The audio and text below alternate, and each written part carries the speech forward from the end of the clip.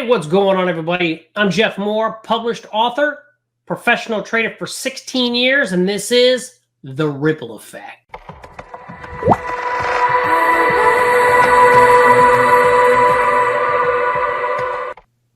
right, everybody. Hey, welcome back to the show. Really quickly, let me tell you what the ripple effect is. So on this show, I'm watching videos related to XRP or Ripple, and I'm commenting on it, kind of like reaction videos. Now, I'm watching videos that subscribers send to me, right? They'll have me watch it.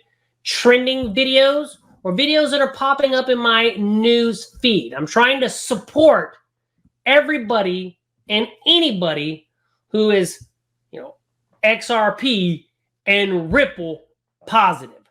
That's what I'm trying to do. So today, I'm going to be watching a video from Will Fix. Never seen a single video from his channel, but we're going to watch it together.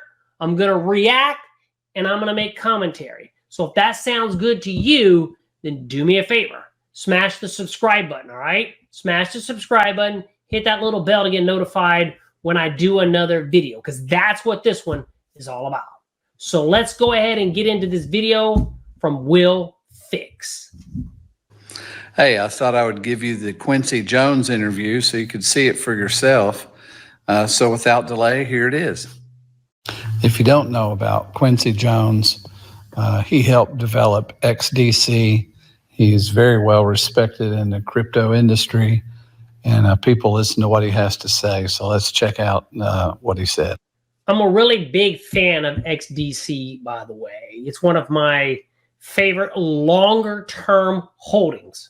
Okay. I believe it's one of those IOTA or 20022 ISO tokens, something like that. But I am a big fan of XDC.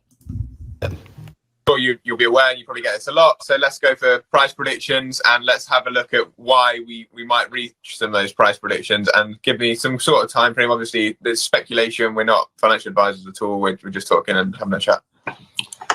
Yeah, I don't really do price predictions, but I can say this. One thing that you really need to look at when it comes to XRP and the overall value that's within XRP, and this is what really people need to get, because it's almost like this is what you're kind of asking when it comes to a price prediction. You're basically asking like, okay, so there's a race car race, and I need you to tell me, when is he going to finish the race, at what time, at what speed?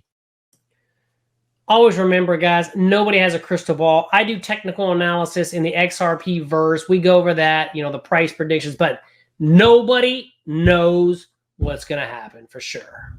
And that's like, you know what I mean? Like who's going to get that? Exactly this minute and this second at this mile per hour is when you're going to cross the finish line. That's sort of what people are asking about. And the best way to look at it is you don't want to really look at it like that. You want to really look at it as more of a, well, where's he going to place? How about that?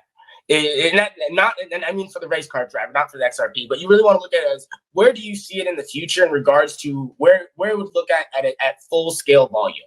And that's sort of the thing that people need to get. And that's sort of what I try to sort of instill in people, especially the hodlers. I'm like, look, you're not really investing in short-term volatility unless you're like a trader. You're investing in the long-term viability of these networks. So one thing that you really want to look at is, well, what does this network look like when it reaches its not quite its peak,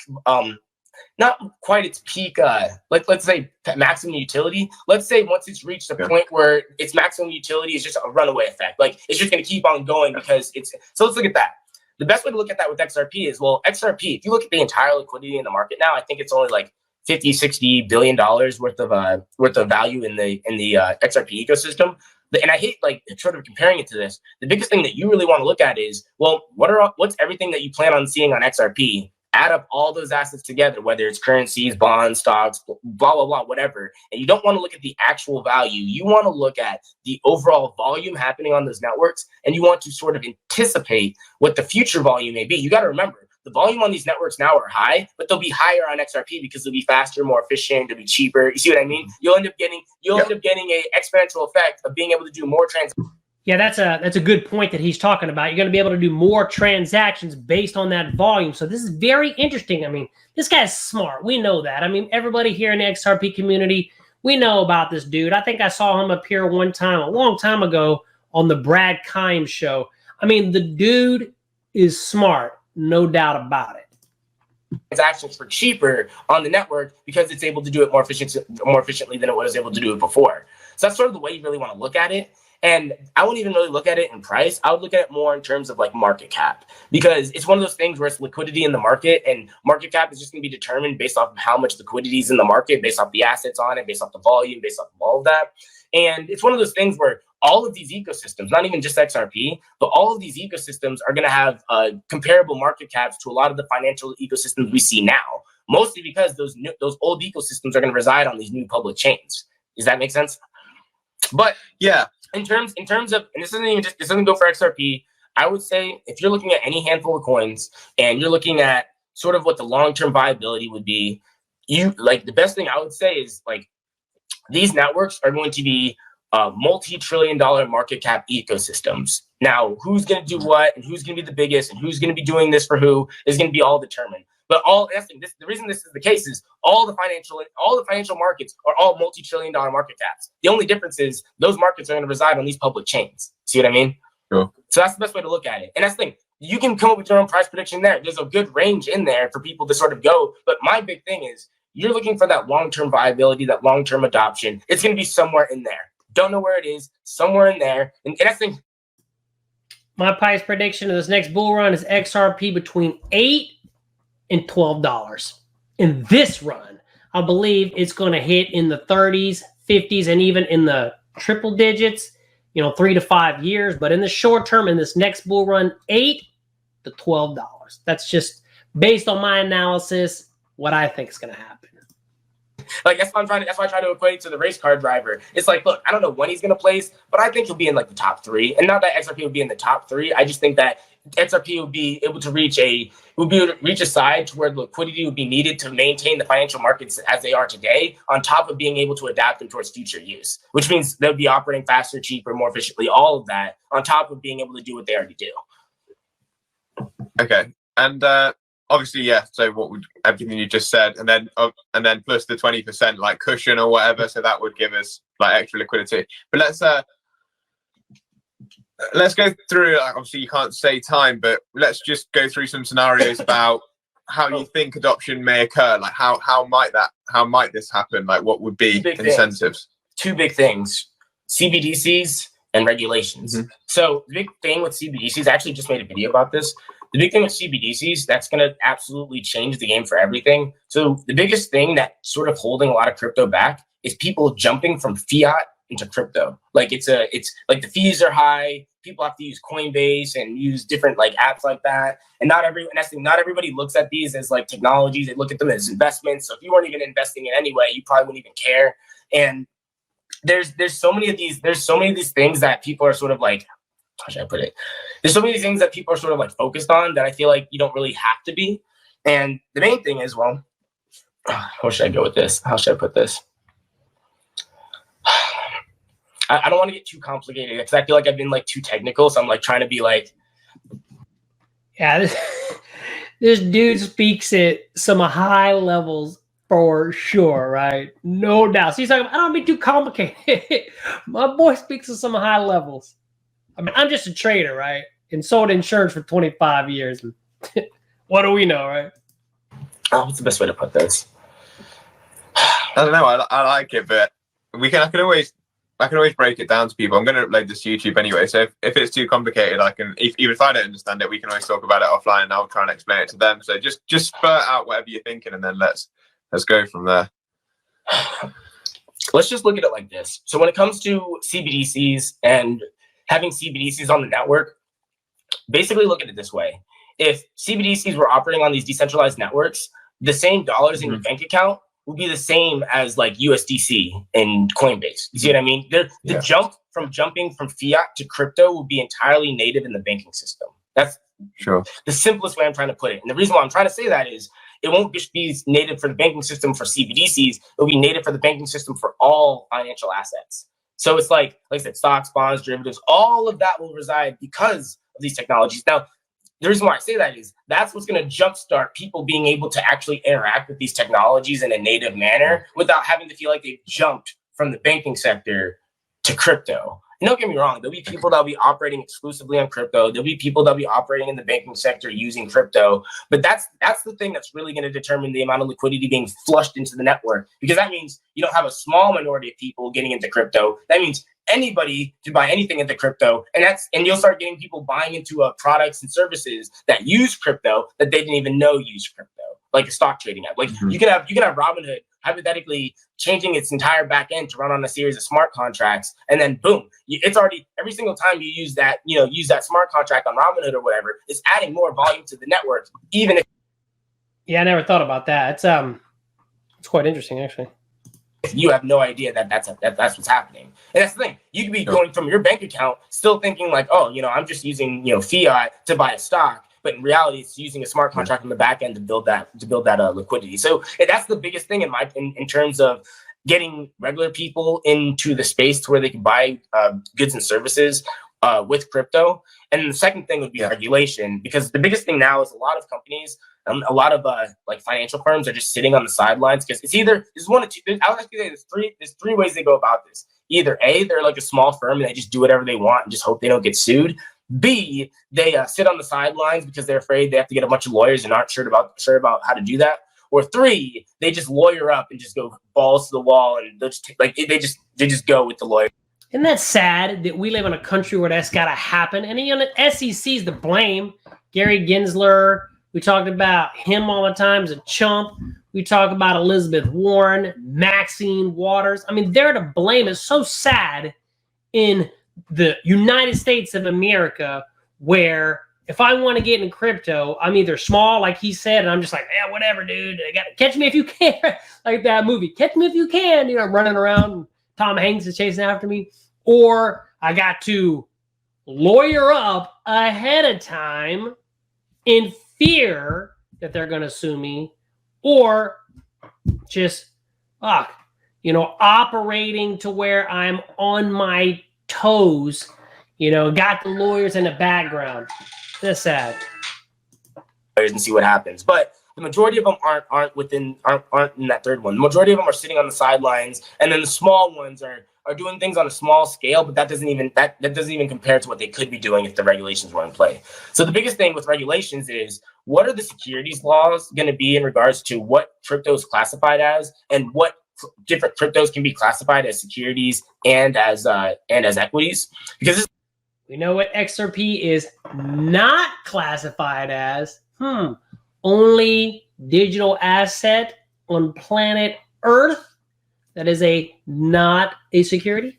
This is important, because it's not that people are so worried about these cryptos being just securities. It's how do you manage like regular traditional securities on crypto networks? And the big example I always get is, like, let's say you had a Tesla stock. Let's say I bought a Tesla stock. Cool. Well, it's a decentralized network. So when I buy that Tesla stock, I now have the stock. Now, in a traditional sense, I would need a license to sell that, or I would need to go through a broker to sell that. But if it's on a decentralized network, I didn't need a broker to buy it, and I don't need a broker to sell it. So and that's not even the worst part. What happens if I sell that to somebody in Brazil and they're not even in the country, and I sold it to them? No broker. No, you see what I mean? Sure. Like, what's the securities laws on something like that? You may see a bunch of little guidelines for how businesses have to operate, as opposed to what can be done on these networks as a whole. Because that's gonna be a huge thing. Like, what's gonna keep people from? And it's not even a bad thing. It's just that these technologies have come in a time in which the laws have not even accommodated, or haven't even anticipated something like this even happening. Like the laws for a lot of these securities and a lot of these financial instruments were all built under the guise of centralization and centralized authority to get some sort of a consensus over what's happening and to actually make those transactions. Now that you don't need that central authority anymore, it totally flips the game on its head in regards to licensing, into certifications, into how would you operate normally, and how would you operate into this new ecosystem without these central parties? And that's the thing. You need clarity on that before you start seeing the absolute massive, insane adoption that we're going to end up seeing. And the only reason I say that is we'd be seeing it now if that was already the case, but it's not. So the funny thing is, it's almost like it's building up and building up and building up. A lot more people know about crypto now than they did in 2017, and a lot more people knew about it in 2017 than they do in 2014. So it's building up and building up and building up. But a lot of people haven't really gotten off to the races yet, because there's no clarity yet, and there's no liquidity based off going from the banking system back into crypto natively. So those are the two things that are going to have to happen before you start seeing just insane adoption like no other.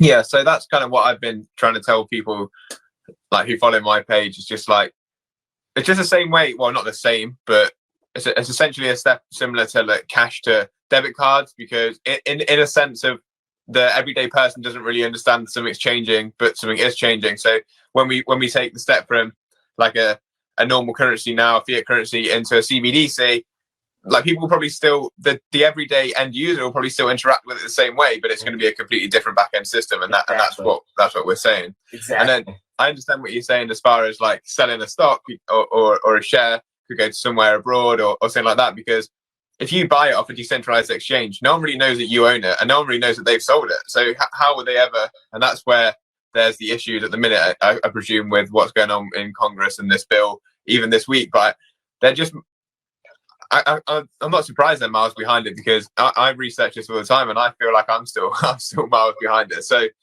like, how, like, you have to cut them a bit.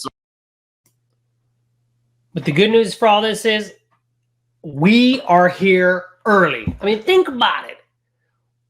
When in people's lifetimes are they ever going to have this opportunity? This is way bigger than the internet. I mean, you're talking about, we're into something before the whole freaking world, pretty much. That is incredible. And we're positioned in the best digital asset of them all, with the community that's massive. And we haven't even got rolling yet. This is truly exciting. Like, I guess, but what would you suggest as regards to rules? The only thing I can really think of is something like everyone has identification, and everything that you have is tied onto the identification on the blockchain, or something along those lines. What I think you're going to see is, it's actually kind of funny, because this is going to be super predictable. I think what you're going to see is, you're going to see more regulation on licensing. And so what's going to happen is, although you can operate on a decentralized, like in a decentralized manner, I think to operate as a company, you're going to have to get all of these licenses and all this stuff. And then in order to offer these products, basically, it's one of those things where I think it's going to be progressively more and more challenging for people to jump onto just strictly decentralized exchanges, or not even just exchanges, but decentralized systems outside of the regulations, except for having to do like self-reporting stuff. So it's one of those things where, like, there's not much they could do, except if they find out you're doing something that's against the rules, they'll come after you, but then they'll lay out a bunch of rules so you don't break those rules, in a sense. I think that's what's going to end up being sort of the deal, because there's not much you can do about it other than regulate the people that use the technology for businesses, because they can sue businesses. You know, they can go after the executives for businesses. It's hard to go after random people online operating in a decentralized manner, but if the businesses are using the technology, they can definitely, crack down on them for how they use it. All right, there you have it. Will Fix. Never watched a video from him before. Good video. That dude, Quincy Jones, what a smart character. And we know what's coming, right?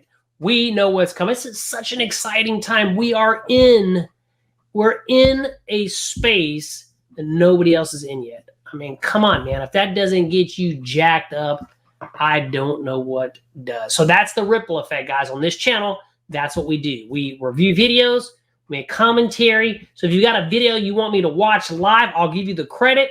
Just make sure you send it to me. Let me know you send it. If not, I'm just going to keep supporting channels that support Ripple and support XRP all day long. All right, if you guys are into trading, okay, let's switch gears. Day trading. I day trade live on this channel the S&P 500 futures every Tuesday and Thursday, 8:30 a.m. Central Standard Time, okay, right here. So if you're into that, make sure you join me Tuesdays and Thursdays for that. Hey, hit that little bell on your way out, right? That little thumbs up or a little thumbs up. Yeah, let me know that this video was helpful to you. You can spread it out. If you're not subscribed to the channel, hey, think about subscribing to the channel. I go live. I day trade. I have videos, man. All that stuff right here on the TradeMoore Network. I'm Jeff Moore, everybody. Until next time, if you want to have more, you got to think more. Peace out.